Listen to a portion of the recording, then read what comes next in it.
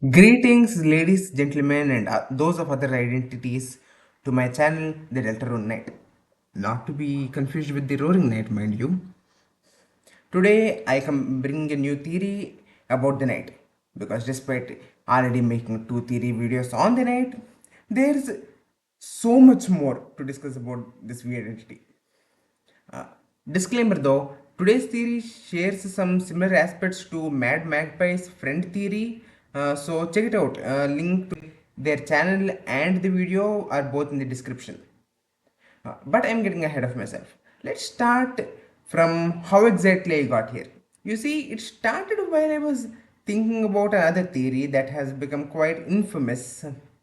The theory that Chris Dreamer will go on to lose their hand. And while I was thinking about this theory and its many interpretations, I realized that there were a lot of mentions of hands in Undertale and even more so in Deltarune as a whole. So, as any self respecting theorist and aspiring scientist would do, I decided to compile all those instances in my head, namely the ones not tied to Chris's, hand losing theory, since they had a clear explanation that, that theory itself. So, the list that I came up with just off the top of my head uh, is as follows, starting from Undertale and then all the Deltarune chapters in order. In Undertale, 1. Flurry in the genocide route mentions waking up without his arms and legs, and after he returned as a flower, making this one of, if not the only time anything related to hands is mentioned as a part of an unskippable scene. 2. Uh, but as most of you, my viewers, already likely know, this is far from the most important mention of hands, as a dialogue from the person states, "Beware of the man who speaks in hands," which connects to Wingdings, a font that has hands as alphabets, which connects to WD Gaster, which is connected to the third time hand can be noticed, the mystery man sprite, which it is difficult to make out the specifics of, but the most popular interpretation is that these donut things that we see here is that they are hands with holes in them. With side note, I just realized that they look, if they are hands with holes in them, they look somewhat similar to this attack from Omega Flavi during his Orange Soul attack phase. Uh, anyway, on to Deltarune. Chapter 1. Jebel has some very interesting dialogue when you beat him without violence.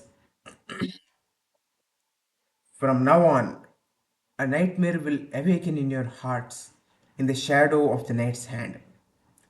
So put a pin in that. We shall return to it later. Uh, Chapter 2. Serial Q5U4EX 7YY2E9N, otherwise known as Queen, mentions hands a couple of times, but firstly emphasizing the knight's hand, her own robot hand holds up Noel in a scene that is very reminiscent of the crucifying of Jesus Christ, and lastly, her Giga Queen battle ends with the following quote: "But I possess one thing you three will never have: detachable hands." Okay, that's odd. Put a pin in that. We'll return to it later. Chapter 3. This is where most of the dialogue related to hands becomes related to the Chris's hand theory. So I'll be skipping over most of it. Mostly the one with the 1, 2, 2, 5, the what is that again? The ball game thing. That dialogue, you already know about it. So aside from that, the depictions of hands are as follows. 1. While not concrete, some have pointed out that this depiction of what appears to be image underscore friend resembles a hand. Put a pin in that. Actually, you know what? On second thought, put a whole cage around that so that friend does not escape, just in case. Uh, the second one is when Tena's arms are cut off by the knight. Uh, uh, well, not hands technically, but hands are connected to arms. So if something happens to your arms, your hands are definitely affected too. Thirdly, the knight themselves um, has white spots on their hands, which many have linked to how, looking similar to the mystery man spread that I mentioned earlier. Fourth one is this flavor text from the knight's battle. The knight's hand glow a strange color. Okay, hold on, zoom in there. So we all agree it says hand, despite the knight's whole damn body glowing, right? I'm not just imagining that. No? Good. Now, as you might expect, we shall put a pin in that because um, this seems a little too odd to be, not have a meaning. Moving on to chapter 4, Susie has dialogue about a protagonist's severed hand attacking them in a reference to Blood Crushers 2, which might be a reference to something, but I'm not sure. Anyway, this ties back to the Chris hand theory, but it's way too specific for me to not mention. The second one, not really related, but the Titan has a cool hand animation. I don't know, I just wanted to mention that, I guess. Like, very cool sprite work there. So anyway, that concludes all the mentions of hands and arms that I can remember. Look, with such a big game, I obviously missed something, probably a lot of things, but let's move on to my actual theory. Let me explain. Bring back all those three pinned dialogues that I mentioned earlier. Devil's mention of the knight's hands and its shadows specifically. We know that shadows and darkness have special effects in the dark world, namely relating to titans. Even pockets of shadows are enough to bring Titan spawn into existence. Like well, way before the knight actually summons a Titan, we can see Titan spawns taking shape in darkness. Now combine that with Queen's dialogue. She detaches her hand to beat the trash machine. Yes, but technically it wasn't really necessary. She literally reattaches the hands a few moments later anyway, and it wasn't like it would have been too difficult to catch the trash machine without detaching that arm, so it felt a little odd to me. The final pinned dialogue that felt the oddest to me was the knight's supposed whole body glowing, but the text says only the hands are glowing. Now, isn't that an odd piece of clever text? All of this led me to come up with a crackpot of theory. The knight we see in game is not an independent entity, and I don't mean that in the sense of oh the knight is working with Chris and Carol and Asgore and Gash. No, that's not what I'm saying here. I'm saying that the knight isn't of their own mind, in a sense. Instead, they are being driven literally or metaphorically by the hands of something else. A shadow puppets of sorts. The shadow puppets that we make. I'll just put an image of them, if you will. Allow me to elaborate. In my previous theory about the knight, I discussed how the knight is an amalgamate like creature made from the ashes of the monsters that we see in the graveyard, save for Gerson because Alvin seemingly didn't bury him in the first place, and potentially also December Holiday because she as well as Azriel, Chris and Noel have been established to have a habit of going to the graveyard to explore and stuff at night. So she is probably involved. Anyway, what it did not discuss, however, was motive. Why on earth would former citizens of the hometown and a random edgelord deer monster suddenly decide after coming back from the dead a good course of action would be, yep, let's bring about the end of the world as we know. After all, we see Gerson rise from the dead, and the only thing he did was try and give Alvin a letter to give him some confidence. And we do see that Flobby becomes a monster in a figurative sense, but we also know that it wasn't immediate. Flobby ended up becoming a sociopath, yes, but we know from his own dialogue that it took hundreds, if not thousands, of resets of being nice to people for him to become that way. He only became that way out of boredom. We see the Undertale's amalgamates attack and try to kill Frisk, but that's not really different from regular monsters. And later we see them show no violent behavior towards any other monster. They were simply unstable, but not really, evil in a sense, like not willingly harmful, I should say. So why on earth would the night, if they were similar amalgamate as my theory proposes, be so different? Well, what if the night amalgamate, which I will simply refer to as the stitched from now on for clarity's sake, isn't evil on its own, but the influence of what one might call a guiding hand is to blame. Let me explain. We learn from Azrael's story in Undertale that Chara's soul being in his body was able to compel him to try and hurt the humans in their village. And while he did ultimately take control, what this tells us is that if a part of a being, namely their soul, or to be exact, were to inhabit a body, their own or otherwise, it can influence said body. I mean, look at Chris for example. We are in their body and we can, basically make them do, normal stuff like walking around, even though they probably don't want to. Anyway, so what if theoretically a detachable hand of a malevolent entity was mixed in with the dust of the fallen monsters? Well, the amalgamates aren't exactly organized in their wills, so theoretically, this entity could then have some amount of control over the stitched.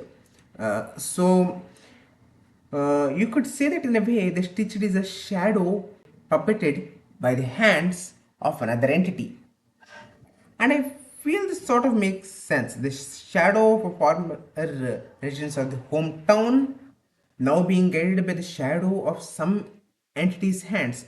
And might I remind you, shadows again have links to titan-like power, as evidenced by entities related to titans, namely the titan spawns, appearing in the dark world's more darker areas. So this could theoretically explain the similarities the knight has with said titans, with the color scheme, the similar poses to the titan spawn before their battle, the similar damage spread to the titan spawn, the whole thing with shadows, titans, the hands, the amalgamate theory, how the knight can easily shapeshift. Mind you, some of the most classical shadow puppets shapes are a bird, a dog, and sometimes a deer. Now I think I don't need to explain why that ties to the night, but here's some visual similarities if you want. Anyway, all of that can be tied up in a clean knot.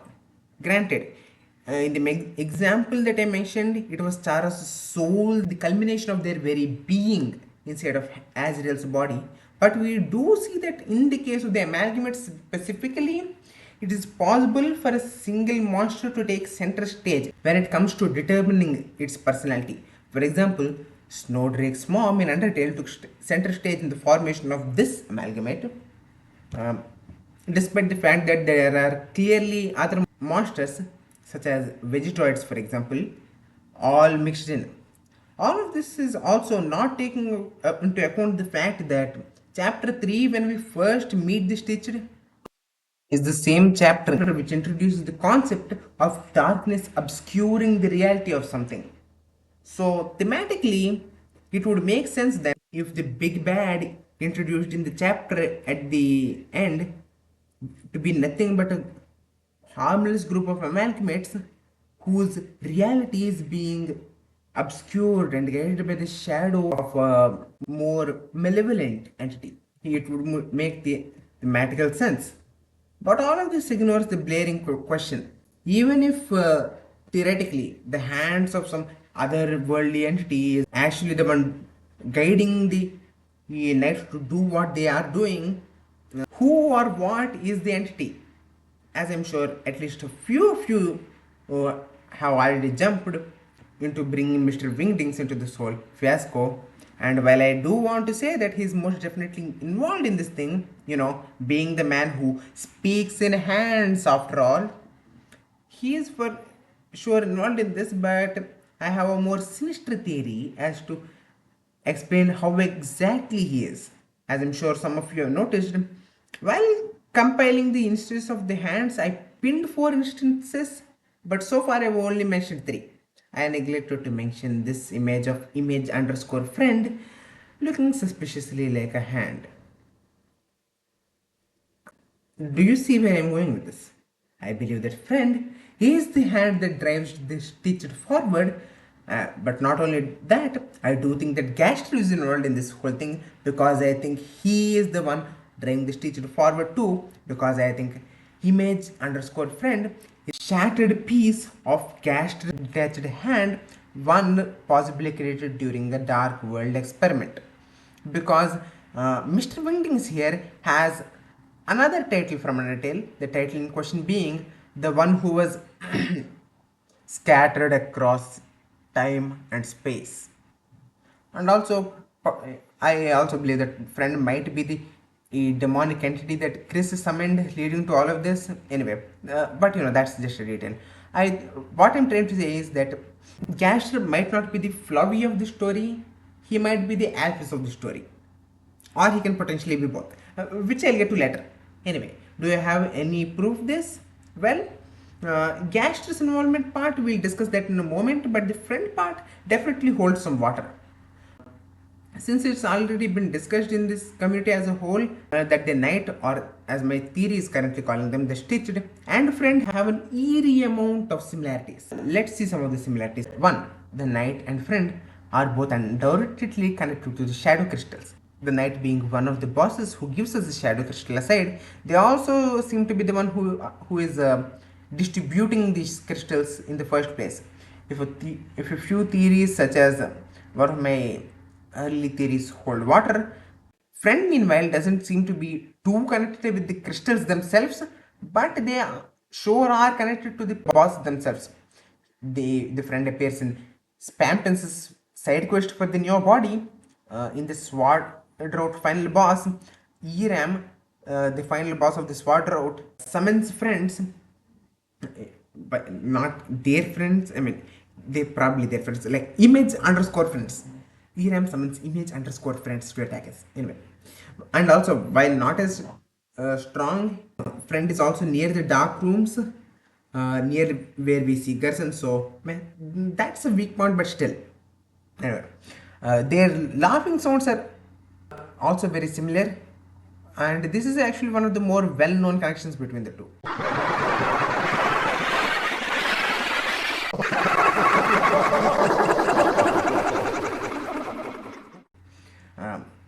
And also last but not least, while not a direct connection, again both of them share an eerie amount of similarities with the amalgamates from Undertale. I discussed the knight's connections to the amalgamates in my previous theory, which I will link in the description, but I will discuss one of the connections friend has to them, and that being the fact that this friend sprite that I mentioned earlier looks like a hand, yes, but it also looks like something else. I don't think it will take you too long to realize that it also looks an awful lot like Endogeny, the dog amalgamate from Undertale. Furthermore, you know how I said the knight is a shadow puppet? Well, guess which character has habit of showing up in the shadows? The friend. Also, while not as concrete, I would like to mention why I think that the friend is Gaster's hand in somewhat of a literal sense. And it has something to do with this sword out once more, where Eram summons the friend enemies to attack Chris.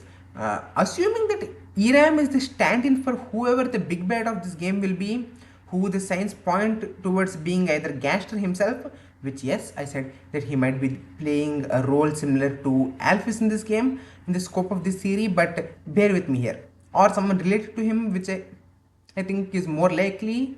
That would mean that friend is not just normally but physically connected to the big bad of this game, because in case you missed it, Eram doesn't just spawn these friends out of nowhere.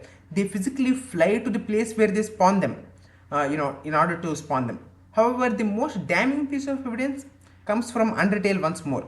Tell me, dear viewer, for all the talk about Gaster, do you remember what the only canon sprite we have of him? I am sure there is at least some of you who immediately jump to the Mystery Man sprite, but there is an actual 100% canonical sprite of Gaster, because again, Mystery Man sprite, it's just speculation. The only real canonical sprite we have of Gaster Well, it's very, very interesting to quote himself. It's a piece of Gaster stuck on the hand, on the hand of a cat monster. Yeah. I thought that this theory, when I started it, would be the ramblings of an insane person, said insane person being myself. But the more I look into it, the more I'm realizing that there might be a legit connection here. um, as to what friend's motto might be. Now, this part is purely speculation, and I'll have a sign on the video for the entire duration of this speculation for the sake of clarity. But I think that friend's motivation might be similar to what we see from other darker bosses throughout the game. Wanting to serve the lighteners, namely, if we have assumed that friend is Gaster's hand, it could be that Gaster lost his hand during the experiment and just carried on with it, because like given how advanced the technology is in, especially in the dark world, it would be child's play to make a prosthetic. But the hand then turned into a darkener might either resent him for it, and is doing this for revenge, or could be that the hand, now free from Gaster, it went a much darker route and decided, well, I have all this knowledge about the dark world, because it's a piece of Gaster. It's privy to the same knowledge Gaster has. I can do much more than simple experimentation, and went the flowery route with it, deciding to bring about chaos. Or maybe Gaster, or whoever the hand belongs to, might have been a bad person in the past, and that part of their mind is reflected in friend, but they are currently not a bad person right now. It would serve to explain if we are dealing with two Gasters in a sense. It would serve to explain why we see two conflicting philosophies from Gaster or whoever talks to us during the device sections of the game. The chapter 1 section is obvious. Many have theorized for years now that there are two distinct speakers in this scene. And also, might I add that the second voice we hear in this scene, it says that no one can choose who they are in this world. And Eram, the supposed stand for the antagonist of this game, mirrors that philosophy, taunting Chris that do they really think that they can change the outcome of the game if they collect these shadow crystals? That might be parallel there. Anyway, but then Gaster, who is similarly tied to the night, actively helps us and encourages us to beat them in chapter 3. Like, that would be odd. Like, whoever the speaker is here, they even go as far as giving us hints as to that we are missing the shadow mantle, and they encourage us to go further when we lose just close to defeating the knight. Oh, and once more, Gaster in Undertale was shattered across time and space. Assuming something similar happened to him in Deltarune, a piece of him being on the good guys team and on the bad guys team at the same time is completely possible. In fact, even if Deltarune's Gaster didn't get time fracture on his hand, it's possible that the piece of Gaster on the bad guys team, friend as I think, is in fact a piece of Undertale's Gaster. The game does have a song labeled Another Hymn, and I'm assuming there's a reason for that. And even if this part of this theory isn't right, I would like to point out that gallery, which is likely connected to Gaster, has this depiction in the prophecy. On first glance, you might assume this is saying that no person is allowed here, a slash on a parking sign. But what if it's meant to show the brain of someone shattered in two sides of the same person watching us at the same time, yet for different reasons?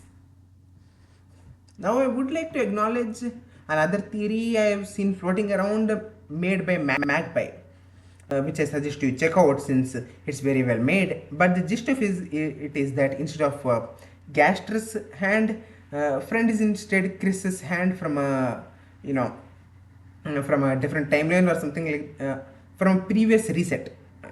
Actually, anyway, they explain it better because it's their theory and all. But I don't agree with it being Chris's hand, mainly because I feel like Chris losing their hand is supposed to be like a direct antithesis to that. As in Chris's hand being severed will create an entity, maybe for us to control, and that is how we defeat Friend or something like that. Which, now that I think about it, that could explain the missing panel of the prophecy. If Chris is meant to lose their hand, I mean, I would be actually be surprised if no one ever said that. I've never seen any theory that like that myself. If the missing panel says that Chris will lose their hand, that would make sense, especially because the scene, in case you missed it, involves Susie bleeding from her own hand. That might symbolize many things, namely Susie taking the blow instead of Chris. That's an actual possibility, mind you. Anyway, so with that, we reach the end of another video. It's been a while since I made an edited video instead of my usual podcast, so I hope I did well. So thank you for watching, and bye for now.